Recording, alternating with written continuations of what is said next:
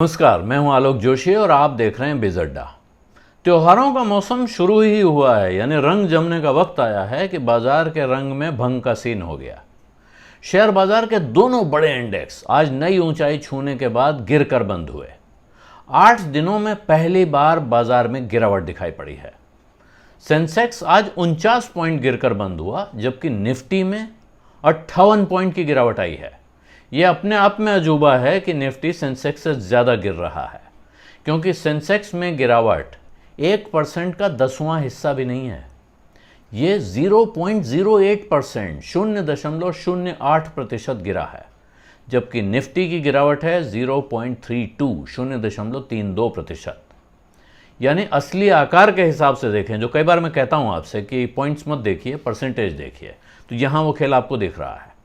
तो निफ्टी की गिरावट सेंसेक्स की गिरावट के मुकाबले करीब 4 गुना बड़ी गिरावट है। भले ही वहाँ आपको 49 और 58 दिख रहा है, लेकिन निफ्टी का साइज़ देखिए तो वहाँ से 0.32% और सेंसेक्स का साइज़ देखिए तो वहाँ से 0.08%।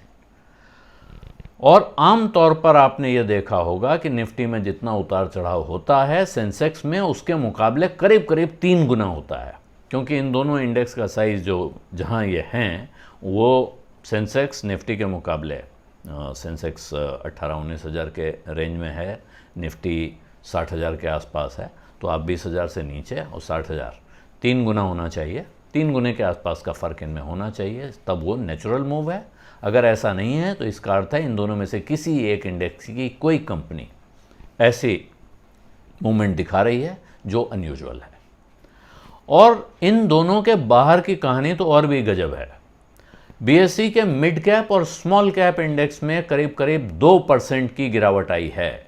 यानी बड़ी कंपनियों के मुकाबले छोटी और मझोली कंपनियां कई गुना ज़्यादा गिरी हैं।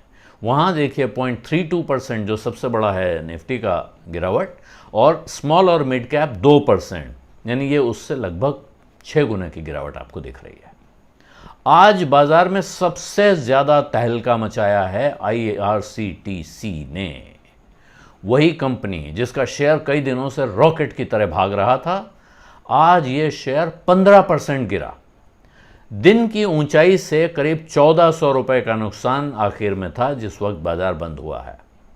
उधर लंबे इंतजार के बाद चल दिखाने वाले ITC ने भी आज 6% का झटका दिखाया।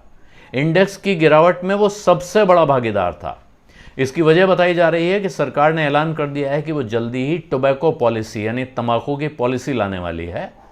कंपनी के लिहाज से ये लोगों को डर लग रहा होगा कि शायद टैक्स बढ़ जाएगा, लेकिन कंपनी के हिसाब से ये अच्छी खबर भी है, क्योंकि इसके बाद कंपनी को ये डर कंपनी का ख़त्म हो जाएगा कि कभी भी इस पर टैक्स बढ़ जाता है और अचानक इसको झटका लगता है। एक पॉलिसी बन जाएगी कि कब कितना कैसे बढ़ेगा, तो उस हिसाब से कंपनी अपनी योजना बना पाएगी। और इन दोनों के अलावा भी खबरें हैं। तमाम कंपनियों पर लोगों की नज़रें हैं। आप अपने इंडेक्स अपने पोर्टफोलियो में देखेंगे तो आपको समझ में आएगा, वहाँ ध्यान दीजिए। अगर पोर्टफोलियो देखना है, ये ज़रूर देखिए कि आपकी कंपनी अगर गिरी है तो क्या वो बाकी बाज़ार से ज़्यादा गिरी है, और इसके साथ ये देखिए कि उसमें कितना वॉल्यूम है। वॉल्यूम अगर ज़्यादा है तो फिर चिंता की वजह है, अगर हल्के वॉल्यूम से गिरी है तो कोई ख़ास फिक्र की बात नहीं है। कई सालों में पहली बार यह खबर भी आई है कि नोमुरा ने रिलायंस की रेटिंग गिरा दी है, उसको डाउनग्रेड कर दिया है। उन्होंने कहा है कि रिलायंस इंडस्ट्रीज़ का शेयर महंगा है और अब तक वो इसे खरीदने की सलाह दे रहे थे, यानी बाई रेटिंग देते थे। अब उन्होंने इसको न्यूट्रल कैटेगरी में डाल दिया है, यानी हम इसके बारे में ख़ास उत्साहित नहीं है, न लेंगे न बेचेंगे। सेल नहीं डाला है, ये ध्यान रखिएगा।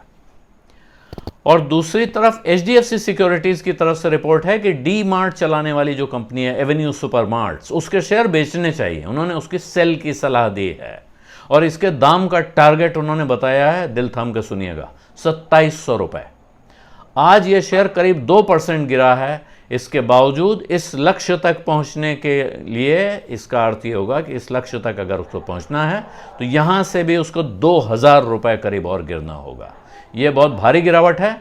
और यहाँ मैं एक बात आपको कह दूं कि इस कंपनी के ज़्यादातर शेयर प्रोमोटर और इंस्टीट्यूशंस के पास हैं, और अगर आप इसको किसी भी मौके पर घबरा कर बेचते हैं तो फिर आगे जाकर हो सकता है, ज़रूरी नहीं है, हो सकता है आपको सस्ते में ख़रीदने का मौका मिल जाए, लेकिन ये भी हो सकता है कि आपको आगे जाकर इसको खरीदने का मौका वापस न मिले, क्योंकि बाजार में फ्लोटिंग स्टॉक बहुत ज़्यादा है नहीं।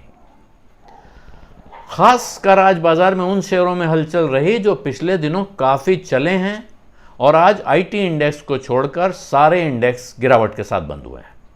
हालांकि आज भी इसे मुनाफा वसूली ही बताया जा रहा है, लेकिन जिस अंदाज में और जिन शेयरों में गिरावट आई है वो चिंता बढ़ाने का कारण तो ज़रूर है। यानी कमज़ोर दिल वालों के लिए अब इम्तिहान का मौका आ गया है। बीज अड्डा में आज इतना ही। अब इजाज़त दीजिए। धन्यवाद। नमस्कार।